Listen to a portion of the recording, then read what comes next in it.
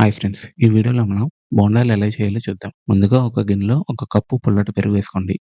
అది క్రీమ్‌లాగా అయ్యేంత వరకు బీట్ చేసుకోండి. నెక్స్ట్ దానిలోకి 1 టీ స్పూన్ ఉప్పు, half teaspoon baking powder, 1 tablespoon oil వేసుకొని ఒకసారి బాగా కలుపుకోండి. నెక్స్ట్ మనం పెరుగు ఏ కప్పుతో తీసుకున్నామో ఆ కప్పుతో ఒక కప్పు మైదా పిండి తీసుకోండి. తర్వాత కొద్దిగా గోరువెచ్చని నీళ్లు జల్లుకొని పిండి చక్కగా స్మూత్‌గా అయ్యేలాగా కలుపుకోండి.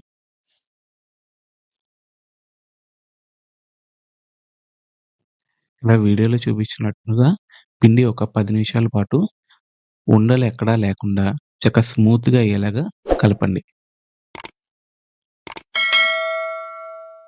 ఒక 10 నిమిషాలు కలిపిన తర్వాత దాని మీద ఒక తడి క్లాత్ వేసుకొని ఒక అరగంట సేపు పక్కన పెట్టేయండి. ఒక అరగంట తర్వాత దీనిలోకి ఒక ఇంచు అల్లం ముక్క, అలాగే ఒక పచ్చిమిర్చి, ఒక రెబ్బ కరివేపాకు, ఒక బద్ద ఉల్లిపాయి, ఒక టీ స్పూన్ జీలకర్ర. మీరు మిక్సీ కొట్టుకొని మెత్తగా పేస్ట్ లాగానే చేసుకోండి. లేకపోతే ఇలా చిన్న చిన్న ముక్కలుగా కట్ చేసి పిండిలో కలిపేసుకోండి.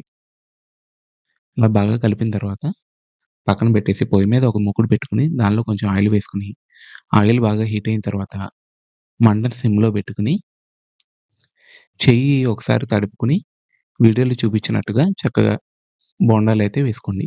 ఇలా ఆయిల్‌కి సరిపడా వేసుకున్న తర్వాత మంటని మీడియం ఫ్లేమ్‌లోకి అడ్జస్ట్ చేసుకోండి. మేమైతే బోండాలు చిట్టి చిట్టి బోండాలేసుకున్నామండి. మరీ పెద్దగా ఎందుకులే అని చెప్పి మేము చిన్న చిన్నగా వేసుకున్నాము. ఇలా గరిటె పెట్టి చక్కగా రౌండ్‌గా తిప్పుతూ కలుపుకోండి.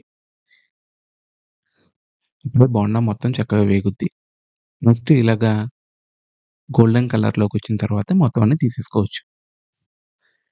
బోండాల్లోకి మనకి పల్లి చట్నీ ఉండాలి కదా! దానికోసమని మూకుడులో కొంచెం ఆయిల్ వేసుకొని, ఒక 5 పచ్చిమిరపకాయలు ఇలా కట్ చేసినవి వేయించుకోండి. ఒక నిమిషం తర్వాత 2 గుప్పులు పల్లీలు వేసుకొని కొంచెం దోరగా వేయించుకోండి. నెక్స్ట్ దీనిలోకి ఒక 4 వెల్లుల్లి రెబ్బలు, అలాగే ఒక స్పూన్ జీలకర్ర వేసుకొని, మళ్ళీ ఒక నిమిషం పాటు వేయించుకొని, స్టవ్ ఆపేసి, ఇది చల్లారిన తర్వాత మిక్సీ గిన్నెలోకి వేసుకొని, ఒక స్పూను ఉప్పు వేసి మెత్తగా మిక్సీ పట్టేయండి. నెక్స్ట్ దీనిలోకి తాలింపు కావాలి కదా! అందుకోసమని మళ్ళీ మూకుడు పెట్టుకొని కొద్దిగా ఆయిల్ వేసుకొని, ఒక చిటికెడు పసుపు, ఒక టీ స్పూన్ సాయిపప్పు, ఒక అర టీ స్పూన్ జీలకర్ర, ఒక అర టీ స్పూన్ ఆవాలు, ఒక ఎండుమిర్చిని చిన్న చిన్న ముక్కలుగా కట్ చేసి వేసుకోండి. నెక్స్ట్ ఒక రెబ్బ కరివేపాకు వేసుకొని కొంచెం దోరగా వేగిన తర్వాత స్టవ్ ఆఫ్ చేసేసి ఈ తాలింపు మొత్తాన్ని చట్నీలో కలిపేసుకొని ఒక ప్లేట్‌లో బోండాలు అలాగే చట్నీ వేసుకొని ఒకసారి టేస్ట్ చేయండి. టేస్ట్ మీకు నచ్చినట్లయితే నాకు కామెంట్ చేయండి. ఈ వీడియో మీకు నచ్చినట్లయితే లైక్ చేయండి, షేర్ చేయండి, సబ్స్క్రైబ్ చేసుకోండి.